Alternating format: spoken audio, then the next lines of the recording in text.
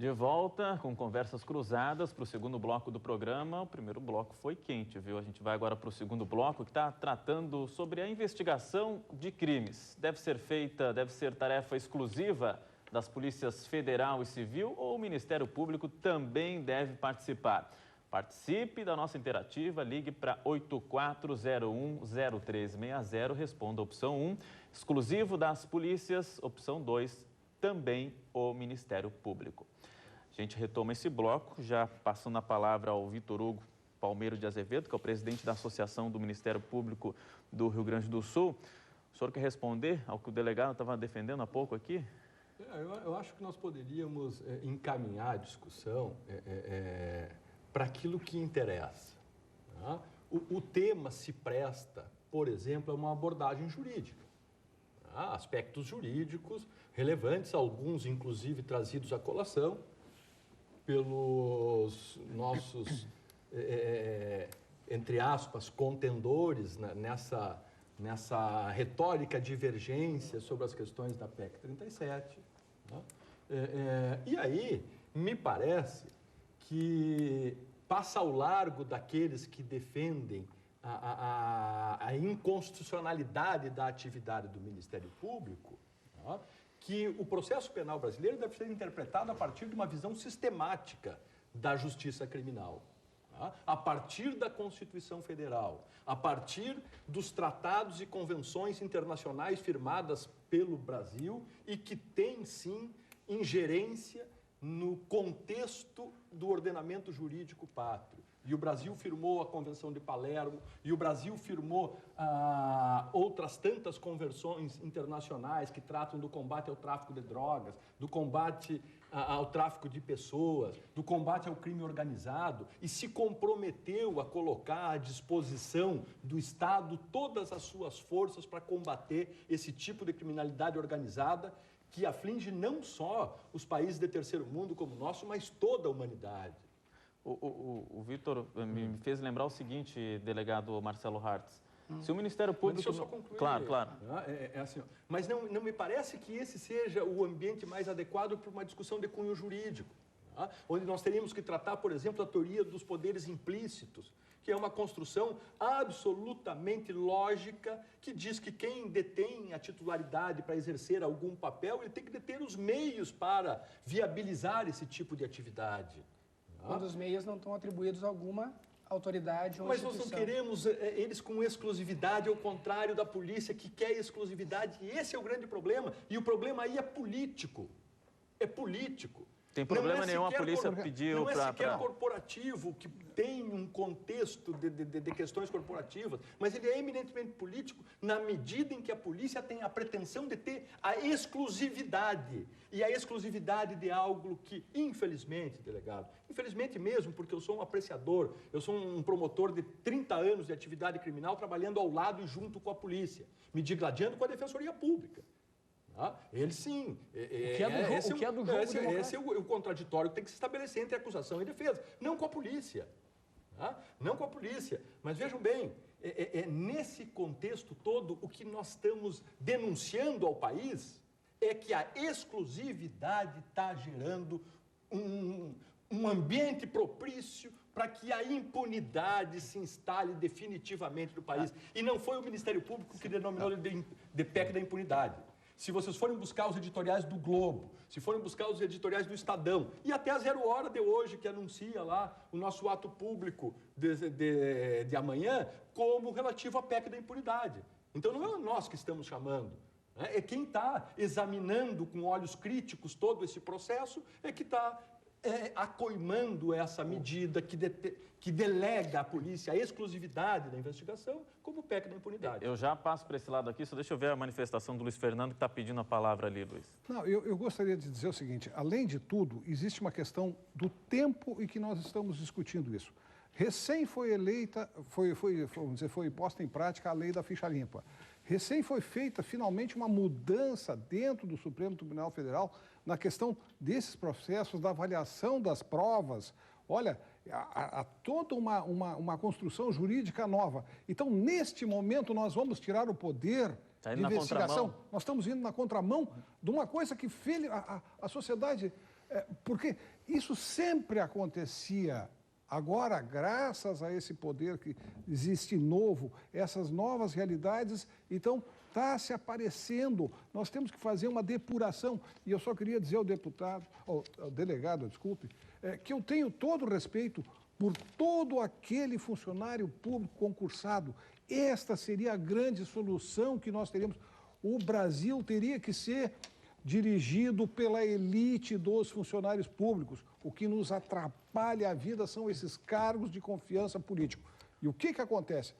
Com o delegado, e que não acontece com o promotor, o delegado pode ser removido de um processo, pode ser tirado de um processo.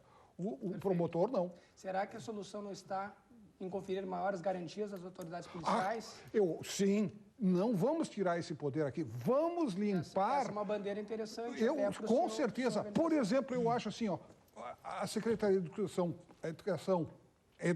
é a prioridade desse país? Vamos acabar com a Secretaria de Educação, vamos acabar com a politicagem que existe dentro da Secretaria de Educação, vamos deixar os professores administrar aquilo todo. Eu acho que, entende? Desculpe que eu estou trazendo um outro tema, mas eu digo assim, não é o momento, no meu ponto de vista, de nós mexermos nisso. Nós temos que depurar esse Congresso Nacional. Isso está começando agora. A manifestação anterior do Dr. Vitor Hugo me fez lembrar uma questão. Será que se o Ministério Público não tivesse esse poder de investigação, a gente teria descoberto o mensalão, a fraude no Detran? Mas aqui existe um ponto, se me permite uma colocação. Há uma tendência da sociedade em discutir os grandes assuntos que dizem com a lei penal, pensando somente nos grandes delitos. É sintomático e corriqueiro que se discutam grandes assuntos pensando-se somente nas grandes operações, nos grandes delitos, nas grandes quadrilhas, quando nós temos no dia a dia dos fóruns desse Brasil a aplicação da lei penal para aqueles que talvez menos possuam recursos. Aquela frase de que a serpente só pica os descalços é verdadeira. Os presídios estão aí para demonstrar abarrotados quase que integralmente de pessoas carentes. Permite-me a conclusão. Sim. E nessa ótica em que nós analisamos talvez um risco em se permitir que uma investigação ocorra sem controle. Por que eu digo isso? Porque o processo penal, ele representa um anteparo entre o poder do Estado que quer punir e o cidadão que naquele momento é a parte mais fraca. Não que ele deva ser absolvido, mas ele é naquele momento a parte mais fraca. O processo representa um conjunto de garantias e o processo é uma sucessão de atos. Por que ele é uma sucessão de atos ordenada? Porque dentro dessa sucessão de atos se exercem garantias. E o inquérito policial, bem ou mal, gostemos ou não, ele tem uma previsão muito especificada no Código. Nós sabemos quando inicia, nós sabemos quando ele é concluído, nós temos a segurança, quando se trata de réu preso, que ele precisa acabar num determinado prazo, e nós não sabemos se, pelo menos até que se regulamente legislativamente isso, se as investigações ministeriais vão ter esse tipo de controle. No caso da Polícia Civil, da Defensoria, vocês têm identificado erros de investigação nesses pequenos casos que o Elisandro faz referência por parte do Ministério Público? Porque a gente, analisando de fora, tem com um total respeito ao trabalho, ao profissionalismo do Ministério Público. Nós não temos observado... Porque a impressão que fica quando se defende é que o Ministério Público está errando. Que Léo, na verdade, no nosso caso específico, só me permite uma complementação, nós não temos observado porque só tenho visto investigações do Ministério Público relacionadas a grandes operações, a grandes organizações. Nós não temos visto a investigação no processo penal. Um ponto importante, né? Eu até gostaria de salientar. Não sei se há seleção de investigações, não sei se há. Mas é óbvio, nós não queremos ser polícia, doutor. Pois é. Nós queremos contribuir para que o sistema de justiça criminal funcione e que ele não atinja só os descalços, como Vossa Excelência acabou de referir. Mas então o termo privativamente previsto na emenda, que não dá exclusividade para a polícia. Ele não casa com essa ideia? Ele não dá exclusividade. Eu só gostaria de salientar um ponto com relação a essas grandes operações, enfim, grandes investigações em nível federal que atingiu agentes políticos. Olha, um grande volume dessas operações se deu em função da atuação da Polícia Federal. Mas em conjunto, com o Ministério Público e também em com a conjunto, a maioria delas em conjunto. Várias em conjunto. Enfim, aqui nós tivemos o exemplo, qual foi a maior operação do Estado nos últimos 2 anos de combate à corrupção? Protagonizada por quem? Pela Polícia Civil, em parceria com o Ministério Público e também com o Tribunal de Contas. Mas por que não seguir com essa parceria, então, delegado? Mas e desde quando que há uma resistência quanto a essa parceria?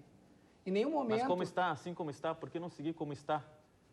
Olha, eu até diria que houve, digamos assim, uma aproximação maior, há mais ou menos uns 2 anos atrás, em que havia um delegado de polícia, inclusive, dentro do Ministério Público, né, trabalhando em conjunto, num regime de parceria, né, que era o Núcleo Integrado de Investigação Criminal, e que funcionou muito bem. E a ideia exatamente era expandir, digamos, essa ação coordenada entre Ministério Público e Polícia Civil e replicar em vários municípios do Estado do Rio Grande do Sul. E houve aí um amesquinhamento, digamos assim, desse sistema, né? Digamos, agora já não há mais um representante da Polícia Civil no âmbito do Ministério Público e houve um amesquinhamento dessa relação interinstitucional de modo a estabelecer uma investigação criminal, sim, em regime de maior parceria e não no regime em que o Ministério Público realiza uma investigação, inclusive se valendo de policiais militares, né, desviando de funções aqueles que têm como dever constitucional velar pela preservação da ordem pública, estão sendo utilizados pelo Ministério Público para cumprir mandados de busca e apreensão, ingressando em residências, remontando a uma época em que os militares entravam na casa, numa época de ditadura.